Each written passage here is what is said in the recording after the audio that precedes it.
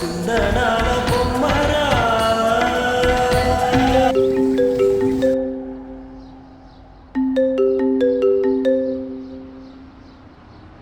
Rape case file అయింది, మీరు వెంటనే స్టేషన్ రావాలి.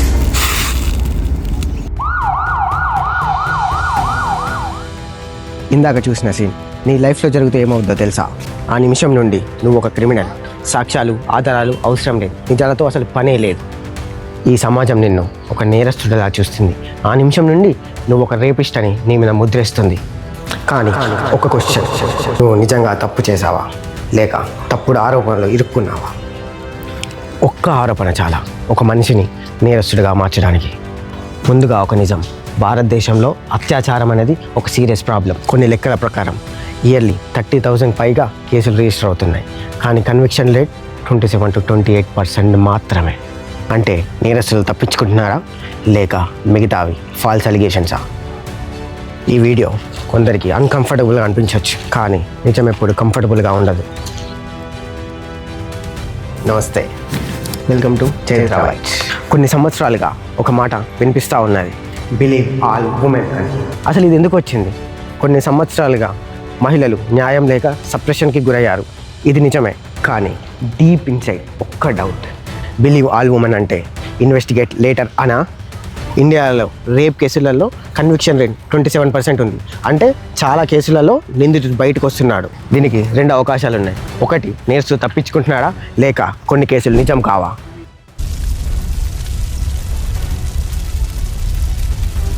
ఈ రోజులలో ట్రెండ్ మ్యారేజ్ గురించి ప్రామిస్లు చేసుకొని ఫిజికల్ రిలేషన్షిప్లోకి వెళ్ళి బ్రేకప్ అయిపోయిన తర్వాత రేప్ కేసులు పెట్టడం.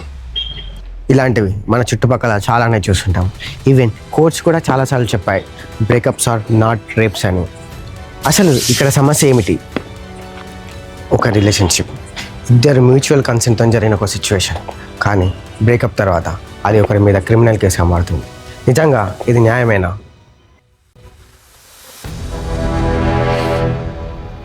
ఇది కొంచెం controversial. BNS 85 or formerly known as IPC 498A.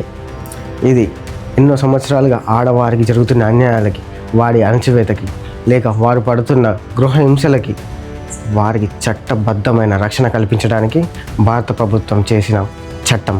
కానీ దీన్ని చాలాసార్లు దుర్వినియోగపరుస్తూనే వచ్చారు.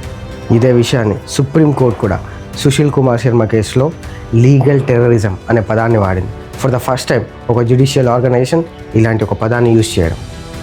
ఒక్కసారి కేసు ఫైల్ చేస్తే ఒక భర్తే కాదు, తన కుటుంబ సభ్యులు కూడా ఆ కాన్సిక్వెన్స్ని ఫేస్ చేయాల్సి ఉంటుంది. ఒక ఎగ్జాంపుల్కి వస్తే, Arnesh Kumar was state of Bihar. ఈ విషయంలో ఈవెన్ కోర్టే 498Aని ఒక షీల్డ్లా కాకుండా వెపన్లా వాడారు అని చెప్పారు. ఎందుకంటే తన భర్తనే కాదు, తన ఏజ్డ్ పేరెంట్స్ని, ఈవెన్ వాళ్లకు ప్రమేయం లేకున్నా తన తోడబుట్టిన వారిని కూడా అరెస్ట్ చేశారు కాబట్టి. ఇక రీసెంట్గా అతిల్ సుభాష్ కేసుకు వస్తే ఈవెన్ చాలామంది దాన్ని లీగల్ ఎక్స్టార్షన్ అని అంటున్నారు. ఎందుకంటే దాదాపు 3 కోట్లకు పైగా సెటిల్మెంట్ కోసం అడిగారు. NCRB డేటా ప్రకారం అవుట్ ఆఫ్ 1.3 lakh కేసులలో 13,000 కేసులు declared as false. Even section 376 out of 31,000 cases 3,000 cases are declared false. ఇక ఈ 2024-25 సంవత్సరానికి వస్తే మెట్రోపాలిటన్ సిటీస్లో దాదాపు 40 to 50% కేసులలో అది వారు రిలేషన్షిప్లో ఉన్నప్పుడు కాన్సెప్చువల్గా జరిగింది, బ్రేకప్ అయిపోయిన తర్వాత ఫైల్ చేసిన కేసులని ప్రూవ్ అయింది. ఇక సెక్షన్ 498Aకి వస్తే ఒక హస్బెండ్ అక్యూజ్డ్ అయితే దాదాపు 3 రిలేటివ్స్ని అందులో చేరుస్తున్నారు. అంటే ప్రతి సంవత్సరం దాదాపు 3,25,000 మందికి పైగా కోర్టుకు హాజరవుతున్నారు, వాళ్ళ ప్రమేయం ఉన్నా లేకున్నా. అంచనాలకు వస్తే ఇండియాలో ఫైల్ అయిన కేసులలో దాదాపు 15,000కు పైగా కేసులలో ఫాల్స్ అని నిర్ధారించబడ్డాయి. మరి తప్పుడు కేసు వేస్తే శిక్ష లేదా? దాదాపుగా లేదనే చెప్పాలి. మన సొసైటీలో ఒక మిత్ ఉంది, మెన్ షుడ్ బి స్ట్రాంగర్ అని. అంటే వాడి కుంగిపోతే వాడి బాధ ఎవరైనా అర్థం చేసుకుంటారా? NCRB డేటా ప్రకారం పెళ్ళైన వారి ఆత్మహత్యలలో మగవారి సంఖ్య ఎక్కువగా ఉంది. ఒక క్వశ్చన్, మనం మహిళల బాధల్ని అర్థం చేసుకున్నాం, కానీ ఎందుకు మగవారి బాధని చూడలేకపోతున్నాం? ఇది ఈక్వాలిటీయా లేక సెలెక్టివ్ ఎంపతియా? ఒక నిర్దోషి అయిన మగవాడిపై కేసు అయి తను జైలుకి వెళ్తే తను పడిన మానసిక క్షోభకి ఎవరు సమాధానం ఇస్తారు? తను కోల్పోయిన జీవితాన్ని ఎవరు తిరిగి తెస్తారు? ఎన్నో తరాలుగా ఆడవారు పడిన బాధని, వారి ఆవేదనని అర్థం చేసుకొని వారి రక్షణ కోసం చేసిన చట్టాలను కేవలం కొంతమంది ఆడవాళ్ళు కక్ష సాధింపు చర్యల కోసం వాడుకుంటున్నారు.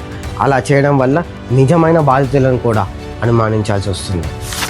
ఇది చట్టాల దుర్వినియోగం కాదా?